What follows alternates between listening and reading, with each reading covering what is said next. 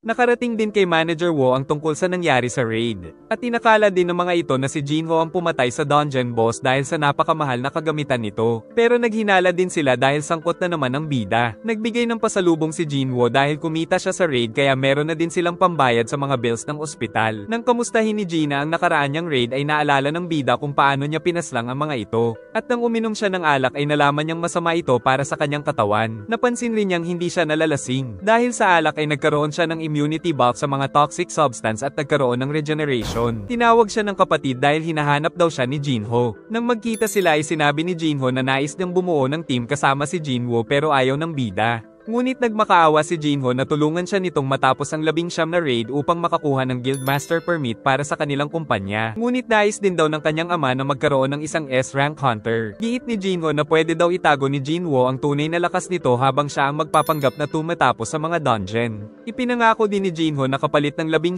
na raid ay ibibigay nito ang gusali na nagkakahalaga ng 30 bilyon. Subalit mas pinili ng bida na tumanggi. Kaya sinabi ni Jinho na kung makikipagtulungan si Jinwoo ay mananatiling lihim ang sikreto nito pero hindi ito umubra sa bida. Samantala pinapaimbestigahan ni Hwang Dongso ang pagkamatay ng kapatid na si Dongsok dahil alam niyang pinatay ito. Kaya kinuha niya ang impormasyon ng dalawang survivor sa nangyaring raid. Sinamahan ni Gina si Jinwoo sa pagtakbo nito ngunit naiwan siya ng kapatid na hunter. Saka nalaman ng bida na nagbibilang pa rin ng quest kahit natapos niya na ito. At pagdating ni Gina ay siyang muling pagtakbo ng kanyang kuya. Nalaman ni Jinwoo na tumitigil na sa pagdagdag ang quest kapag nadoble niya ito. At nang madoble niya ang lahat ay nagkaroon siya ng secret quest rewards na Blessed at Cursed Random Loot Box. Nang buksan niya ang Blessed Box ay nakakuha siya ng susi ng Special Dungeon na rank S. Saka napangiti dahil ang reward ay nakakapagpagaling ng kahit na anong karamdaman. Kaya naisip niyang baka mapagaling nito ang kanyang ina. Dahil dito ay binuksan niya ang S-rank Special Dungeon at matapang na pumasok pero may baon siyang teleportation stone kung sakali. Saka nakita ang mabangis na Cerberus, ngunit matapang pa rin siyang sumugod at hiniwa ang balat nitong napakakapal kaya mahirap saktan.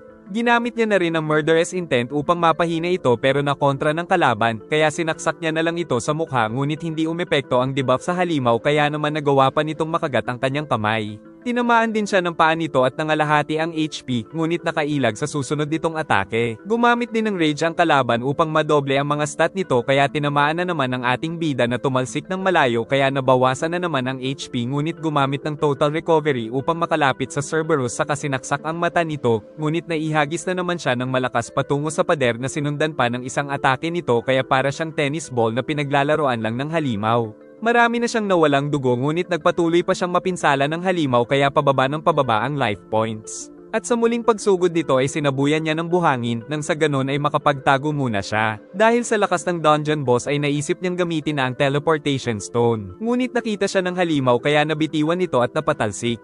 Mabuti na lang ay nakapagtago siya muli bago pa siya nito mapatay. At naalala niyang meron palang store sa game window kaya bumili siya ng 3 HP potion samantala hinahanap na siya ng halimaw. Hindi pa rin sapat ang nabili niyang potion kaya naisip niyang inumin ang laso na nakuha sa quest at nagkaroon siya ng negative 20% damage pero meron ring regeneration effect. Subalit nakita na siya ng halimaw at napinsala siya sa katawan. Nang makita niyang nawala na ang rage effect ng halimaw kaya sumugod siya at pinaghihiwa ang mga paa nito. Saka tumalon siya at matapang itong sinaksak sa ulo. Ngunit hindi ito tumigil kaya hindi na rin nagpaawat ang bida hanggang sa muntik na siya nitong makain ngunit pinigilan niya ito gamit ang pisikal na lakas subalit kalaunan ay nakagat na siya ng halimaw kaya kaunting HP na lang ang natitira sa kanya. Pero pinagsasaksak niya pa rin ito sa mata kahit na magwala ng magwala. Saka nag-ilaw ang mga mata sa pagnanais na mabuhay. Hanggang kalaunan ay napatay niya na rin ang halimaw na muntik nang tumapos sa kanya.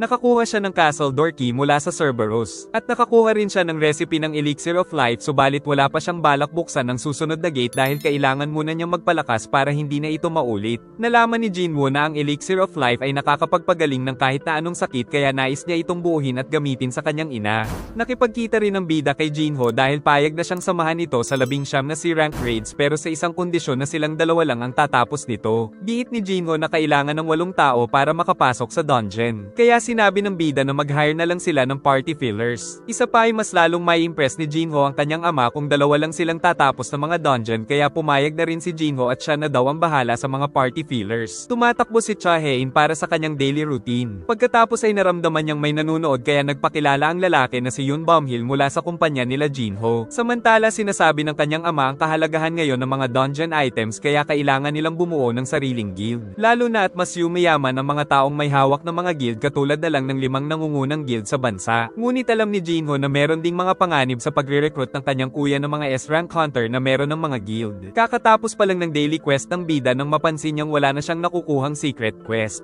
Naisip niya ring buksan na ang regular random loot box subalit bingo card lang ang nakuha. Dahil sa mga grinding na ginawa ay nasa level 26 na ang bida. Naisip din niyang kalabanin ng centipede sa penalty zone ngunit baka wala itong bigay na XP dahil isa itong penalty. Nakakuha siya ng request sa isang rank D dungeon at dahil kailangan niya na ng pera ay tinanggap niya ito. Samantala nasa dojo si Mr. Song para sa kanyang sports. Nang makatanggap din siya ng mensahe mula sa Hunters Association kaya tinanong ng estudyante dahil akala nito ay retire na siya. Maging si Mr. Kim ay balak muling sumabak sa pagiging hunter ngunit tutol ang asawa dahil sa panganib nito. Giit ng lalaki na kailangan kasi nila ng malaking halaga upang makapaghanda sa pag-aaral ng dalawa nilang anak. At tiniyak niyang bihirang kaso lang naman ang nangyari sa kanyang double dungeon. Nagagalit si Yunho kay Mr. Choi dahil alam niyang ito dapat ang may interview at hindi siya. Hindi na nagpaligoy-ligoy pa si Mr. Choi at sinabi nitong nabalitaan niyang bubuo ng sariling guild ang Eugene Construction. Giit naman ni Yunho na alam niyang may iba pang pakay sa kanya si Choi. Kausap ni Juhee ang mga magulang na pinapauwi na lang siya para mag-manage ng business dahil sa masyado daw siyang duwag para maging hunter. Subalit nais ni Juhee na masunod ang kanyang sariling desisyon kaya pinatay niya ang cult at kalaunan ay nakatanggap ng mensahe sa Hunters Association. Nakasalubong ni Mr. Yunho si Cha Hae-in, kaya tinanong niya kay Master Choi kung ano ang napag-usapan nila ng Guildmaster ng White Tiger Guild na si Yunho. At sinabi pa nitong inanyayahan din siya ng Eugene Company na maging Guildmaster sa itatayo nilang guild. Subalit tumanggi naman siya sa alok dahil mananatili daw siyang loyal sa guild ni Choi na Hunters Guild. Habang umiinom si Baek Yunho ay naalala niyang nagtanong si Mr. Choi tungkol sa Jeju Island dahil simula nang mabigo sila sa raid sa isla ay naging off-limits na ito sa public kaya wala na silang balita. Dahil hindi rin daw makakalimutan ni Mr. Choi ang nakapangingilabot na nangyari kaya nais niya sanang linisin ang Jeju Island sa tulong ng guild ni Yunho pati na rin ang iba pang mga guild pero bago iyon ay kailangan muna nilang magpalakas pa ng puwersa. Naglalakad naman si Mr. Song upang muling magtungo sa raid. Nang makita niyang malaki na ang ipinagbago ni Jinwoo sa ilang buwan ng hindi pagkikita ngunit nagtataka din siya kung paano tumubo ang binti ng bida. Sagot ni Jinwoo na nagising na lang siyang kumpleto na ang katawan. Sabay silang nagtungo sa kanilang raid. At doon ay nakita nila ang dating mga kasama na hindi makatingin sa kanila dahil iniwan sila ng mga ito. Si Juhee naman ay natutuwa nang muling makita si Jinwoo na nasa magandang kalagayan na pumogi at sumarap pa. Lumabas sa sasakyan ng mga preso na magiging party filler para makapasok sila sa dungeon. Giit ng babae na dahil kulang sila sa mga hunter ay gumamit sila ng mga preso na nais din mabawasan ng mga sintensya ngunit babantayan naman ni Kang Tae-shik na isang rank B hunter ang mga ito. Naisip ni Jinwoo na mapanganib ang gagawin nila ngunit ayaw pa rin mag-back out ni Juhee. Samantala ang mga preso ay tuwang-tuwa sa pansamantalang kalayaan pero siniguro ni Tae-shik sa mga hunter na siya ang baalang magbantay sa mga ito. Si Mr. Song Chi-yul muli ang magiging raid leader na humingi ng tawad sa nakaraang trahedya. At maging sila Mr. Kim ay walang kontra na siya muli ang maging raid leader. Sa katuluyan na silang pumasok sa loob ng gate. Pinakita din ng mga preso na magagaling sila sa pakikipaglaban sa mga goblin dahil mga rank C hunters pa rin sila. Pinakita rin ng bida na kayanan niyang patayin ang mga goblin. Nang makarating sa tatlong tunnel ay naghiwalay sa tatlo ang grupo. Habang nakikipaglaban ay inisip muli ni Kim na dahil nandoon si Jinwoo ay mahinang dungeon lang ang pinasok nila ngunit giit ni Jongho na baka maulit na naman ang nangyari dahil sa kanilang maling pag-iisip. Kaya nagpa siya si Mr. Kim na pagkatapos ng raid ay hihingi siya ng tawad kay Jinwoo. Samantala kasama ni Mr. Tae-shik ang mga presong binabantayan. Nang maalala ang kliyente niyang nais ipapatay ang mga ito dahil sa panghahalay sa kanyang anak na dahilan upang magpakamatay ito dahil sa kahihiyan. Samantala paparating sila Mr. Kim nang makita niyang pinapatay na nga ni Kang Tae-shik ang mga kriminal. At sa kanilang harapan ay pinutol ang ulo ng manyak. Nang may marinig siya kaya napatakbo at nakita ang mga pinatay na kriminal. Maging si Mr. Kang Jongho ay nakita nilang patay. Tapos nakita nilang sugatan ng mga kasama at sinubukang pagalingin ni Juhee si Mr. Kim. At nang magkaroon ng lakas ay humingi ng tawad si Mr. Kim kay Jinwoo subalit kalaunan ay namatay na rin ito. Bigla namang sumugod si Tae-shik ngunit napigilan ng bida ang atake nito. Hindi rin makapaniwala si Song dahil kasapi si Mr. Kang Tae-shik sa Hunters Association.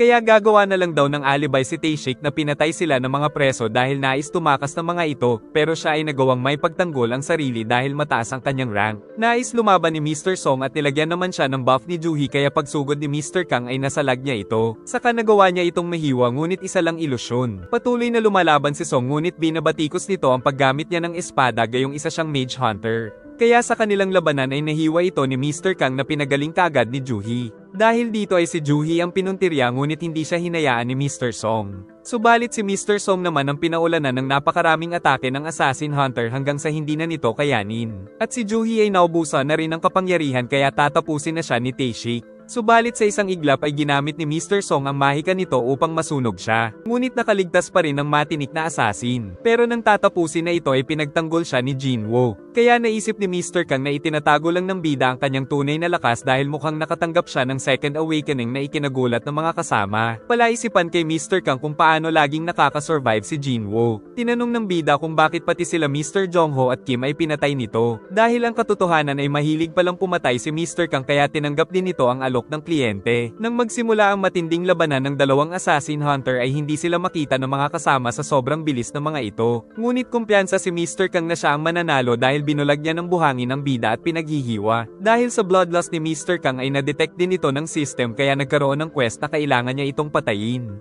Nagbago rin ang estilo ni Jinwoo at sa isang iglap ay nasugatan nito ang kalaban kaya nalason nito. Ngunit nagpatuloy pa rin ang matinding labanan hanggang sa gumamit ng stealth mode si Tae-shik at tinatamaan nito ang bida hanggang sa mapaluhod. Pinagbantaan din itong huwag makikialam ang dalawa.